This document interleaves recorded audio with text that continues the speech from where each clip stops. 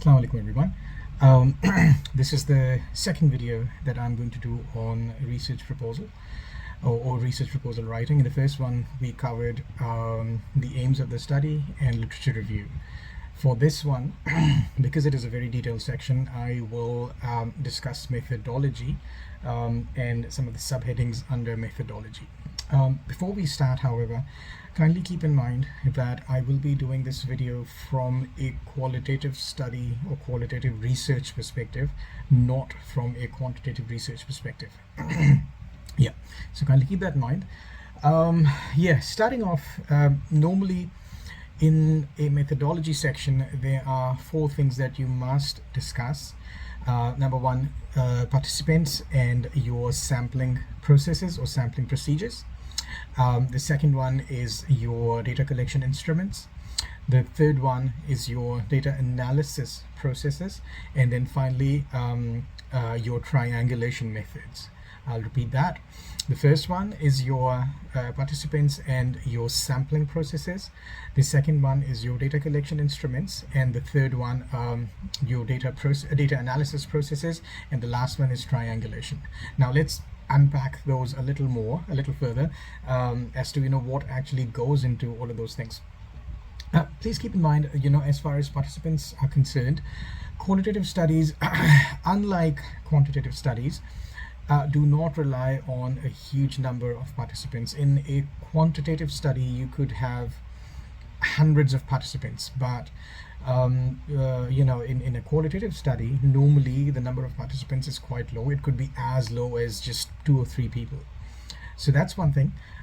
Second, normally qualitative studies are longitudinal studies. Now, what do I mean by longitudinal studies? What I mean is that the researcher gets to spend a very long time with the participants, could be a year, even more than that, in order to explore the research phenomenon as best as possible.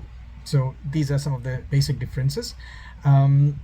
Your sampling processes or your sampling methods, well, there are so many. Once you start writing up your research proposal, and once you go to Google Scholar or any other journal, and you start finding out more about or you pick up a book, that's the if you could get hold of a book, once you start finding out about sampling processes, you'll find out that there are many sampling methods, purposive sampling, criterion sampling, and stuff like that. So whatever suits your research, you can pick one and apply it to your research. For example, just to make you understand, you could, if someone chooses criterion sampling, that is essentially you decide a set of criteria, and every participant should be chosen according to the decided criteria. Like it could be anything. For example, age, that a participant has to be 20 to 40. So if there is someone who's not 20 yet, or if there's someone who's above 40, they will not qualify for your research. They can't be a participant. It could be the degrees that they hold, that a participant has to have a bachelor's. So if there's someone who is still doing their bachelor's, they might not qualify to be a participant. Gender, for instance, that it has to be a male or a female. So that sort of stuff. You get the idea. So your sampling method, whatever you choose, criterion sampling, purposive sampling, whatever, you must mention that under methodology after discussing your participants, your sampling processes or your sampling methods. That's one thing. The second one is your data collection instrument or data collection techniques. How did you collect data? Essentially, obviously, you're conducting research. You will have to collect your data at some point, right? Normally, for qualitative studies, it's people rely on structured or semi-structured interviews. For quantitative studies, it's generally surveys, so that you can take the data and you can send it to whatever software, SPSS, and all that. So yeah, you must, again, whatever your method is, you need to describe that and need to justify that as well. Same applies to participants as well, and your sampling processes as well, that if there are a certain sampling method that you have chosen, why did you choose that?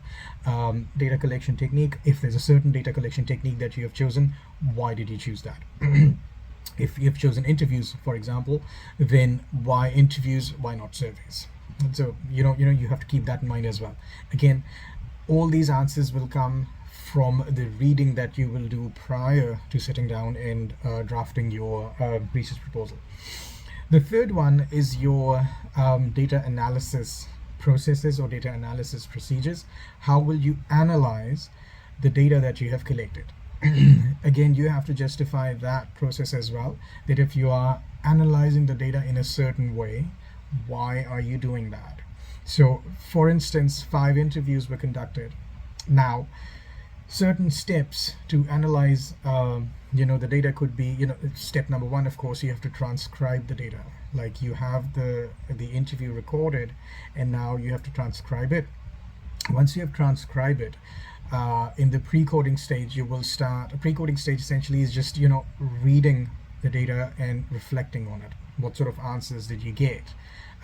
All this time, however, please keep your research question in mind, that the answers that you're getting, are they in line with the research question that you formulated or not? So you must keep that in mind. Otherwise, you may have to go back and you may have to conduct more interviews to find out more. So yeah, so after you are through the pre-coding stage, which is essentially just reading, then you start coding the data. Like, you had 5 participants, and you can see that they have answered a certain question in a similar way. You can see that okay, this answer, they are sort of similar. You can code the data. You can be like, okay, this bit of data can be coded, and because it's similar, right? And that's how you keep analyzing your data till there's no further analysis possible. Essentially, that's how you go about it. And then, of course, it's an, what do you call it, it's an iterative process. Qualitative analysis is an iterative process. You keep doing it, keep doing it till your data saturates, and you can't get any more themes or categories from your data. It goes to that point. Again, if you find this a bit confusing, don't worry too much about that at this stage, because at the end of the day, before you start writing, you have to read up a little anyway. It's at the moment, it's all about understanding the structure of the research proposal. So yeah, coming back to what we were discussing. So your sampling methods and your participants, your data collection techniques, and your data analysis processes or procedures, or the techniques that you choose, and then finally triangulation.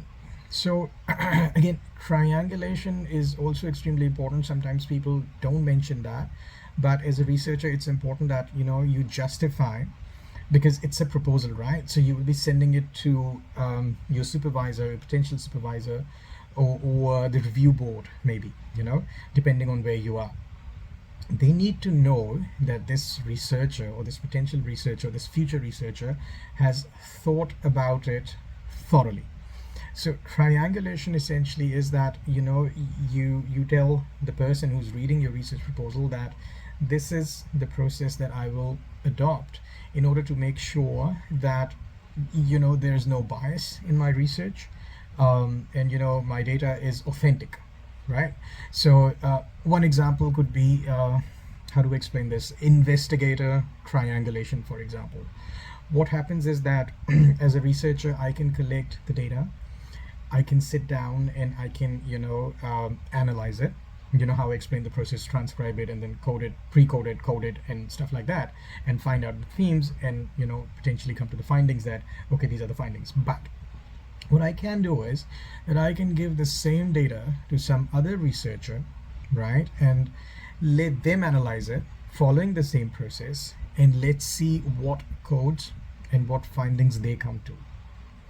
If their findings and my findings are sort of in line, then that means the triangulation has taken place and the data is authentic.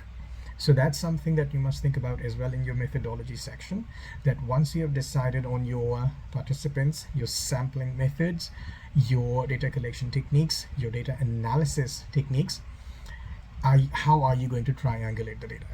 That is also critical, crucial. Keep that in mind. So yeah, so very quickly, if I go through it again, the methodology section, it is an extremely important section of your research proposal. Some of the things that go into that section are your participants and your sampling methods. How many participants have you chosen? what is the sampling method, and why you have to justify it, right? Same applies to your data collection instruments, that if you have chosen a particular instrument, a survey, an interview, observation, whatever, why have you chosen that? How does it help your study? And then your data analysis processes, that if you're analyzing your data in a certain way, why are you doing that? And then how will you triangulate the data? If you cover all of that in your methodology section, hopefully your research proposal is going to get approved in the very first attempt.